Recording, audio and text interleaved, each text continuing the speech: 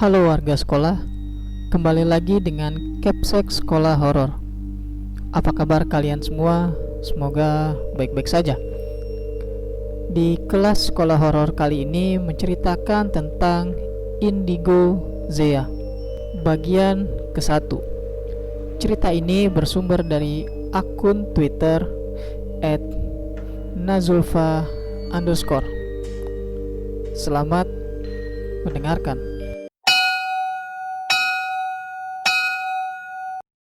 Aku, Nazila Zea Aisyah.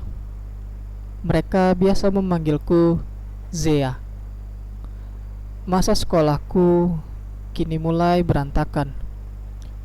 Aku kerap mendapat gangguan yang tak masuk akal. Sekolah yang tadinya asri dan enak dipandang kini berubah menjadi horor, bak hutan belantara. Kalau kata orang-orang, aku ini anak indigo. Ya, aku kini mulai membiasakan diri dengan lingkungan baruku. Lingkungan yang menurutku jauh dari kata tenang. Dan kini, aku tak pernah sendirian. Dan ya, aku baru tahu ternyata aku juga punya dua sosok penjaga tak kasat mata. Salah satunya berparas cantik dengan tinggi semampai dan berkulit putih bersih khas gadis Indonesia kala penjajahan Belanda. Ia bernama Mara. Kebaya putih dan rok batik seatas lutut menambah kesan anggun dan cantiknya.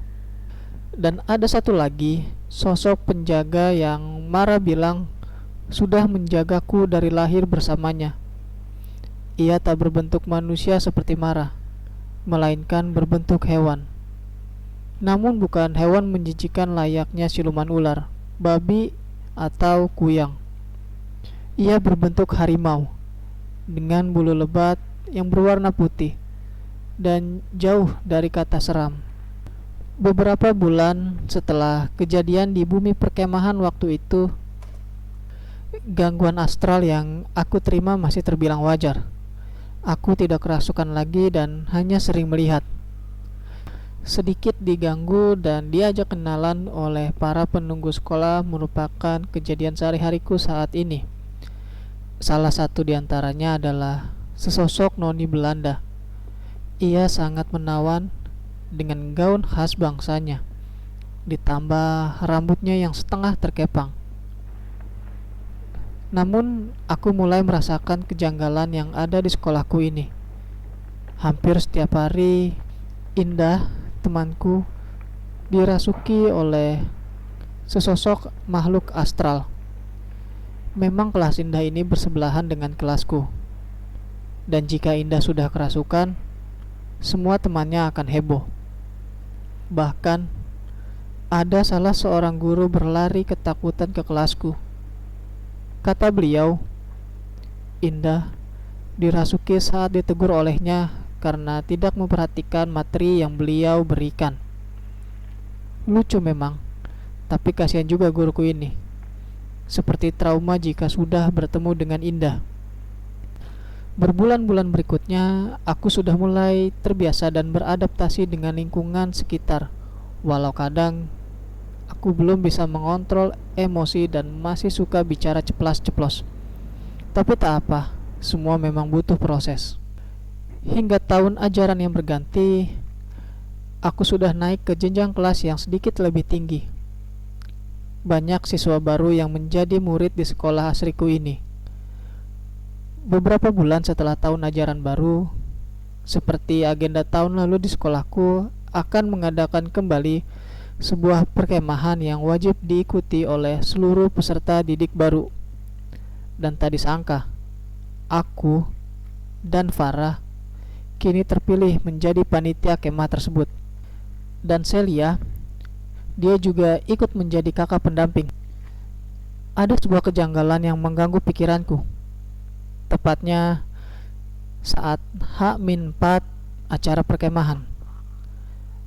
Saat aku mengobrol dengan Pita adalah adik kelasku. Kebetulan kami dekat karena waktu masa orientasi sekolah dia adalah anak bimbingku. Awalnya, ia hanya bercerita kalau dia itu indigo, dan dia bilang juga kalau dia ingin berteman denganku. Tentu saja aku menerimanya. Dia juga berkata, "Kak, kayaknya kemah ini gak akan ada satu hari deh," menurutnya dengan yakin. Sedangkan aku hanya diam mematung, mencerna semua kata-kata yang baru saja Pita ucapkan. Bagaimana bisa dia berprasangka buruk?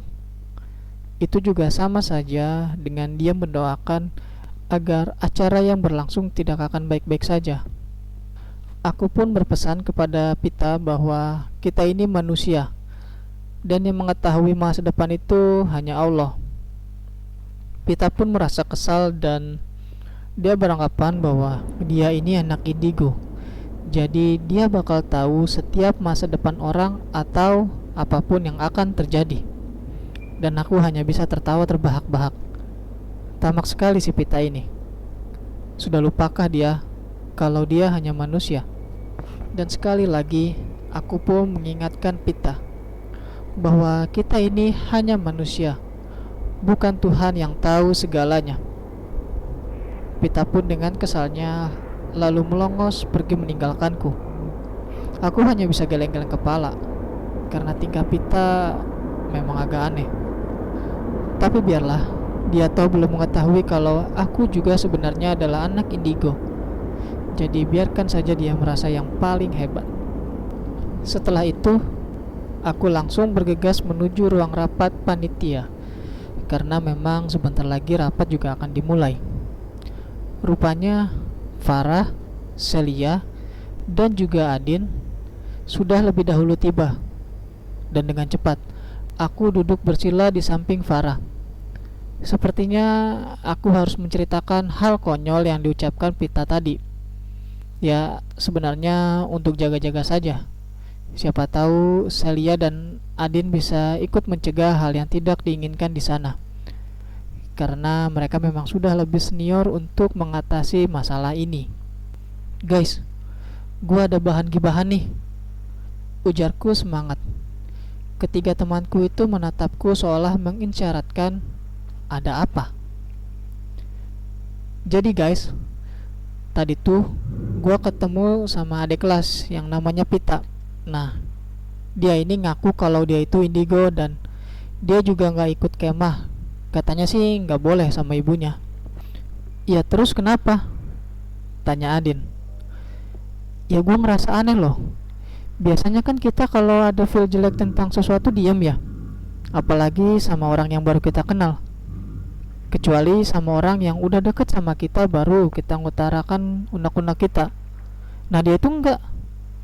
Dia kan gak tahu gue kayak gini. Dia bilang aja tuh langsung yang aneh-aneh," ujarku panjang lebar. "Maksudnya aneh-aneh?" tanya Celia hati-hati.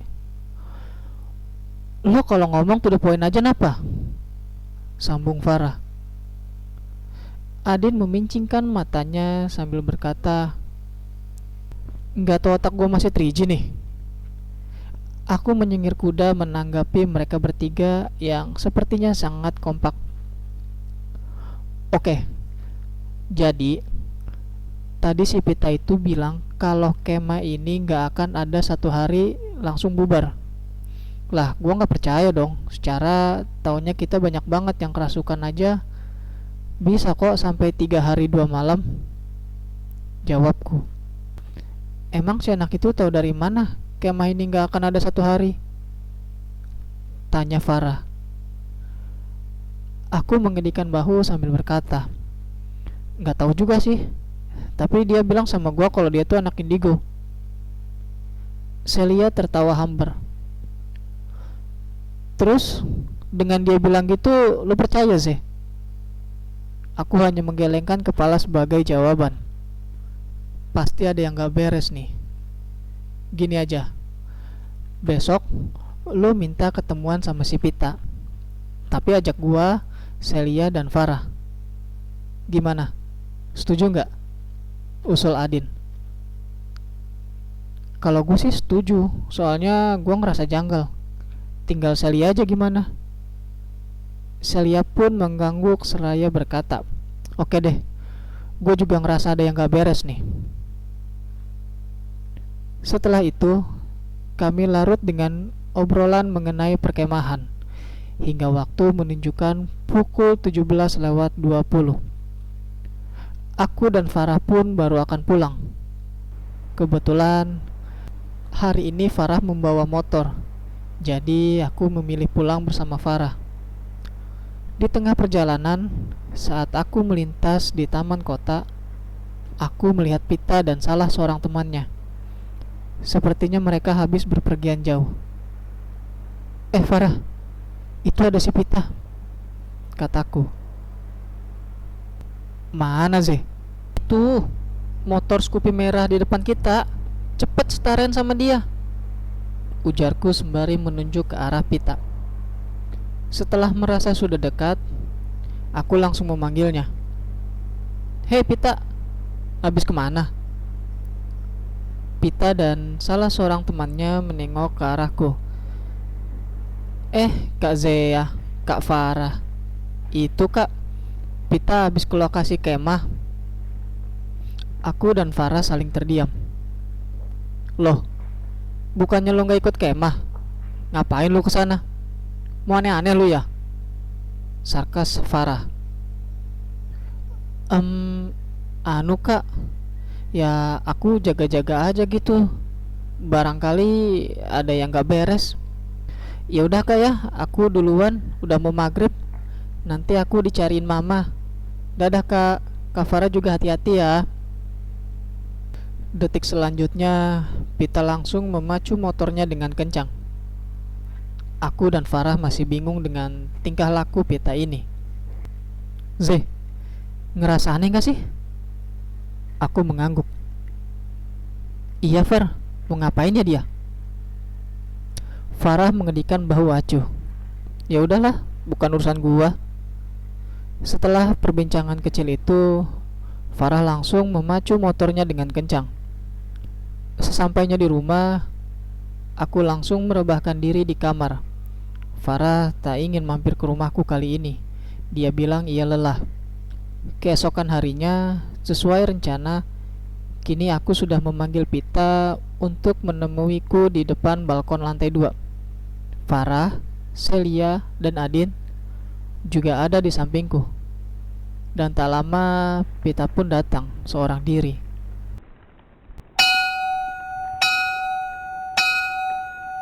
Itu dia cerita mengenai Indigo Zea bagian ke-1. Terima kasih buat kalian warga sekolah yang telah mendengarkan cerita ini, dan nantikan episode kelanjutan dari Indigo Zea ini. Dan terima kasih juga kepada akun Twitter @nazulfa yang telah memberikan kami izin untuk membacakan cerita ini. Jangan lupa untuk like dan share video ini agar warga sekolah horor semakin bertambah. Dan sampai jumpa di kelas berikutnya.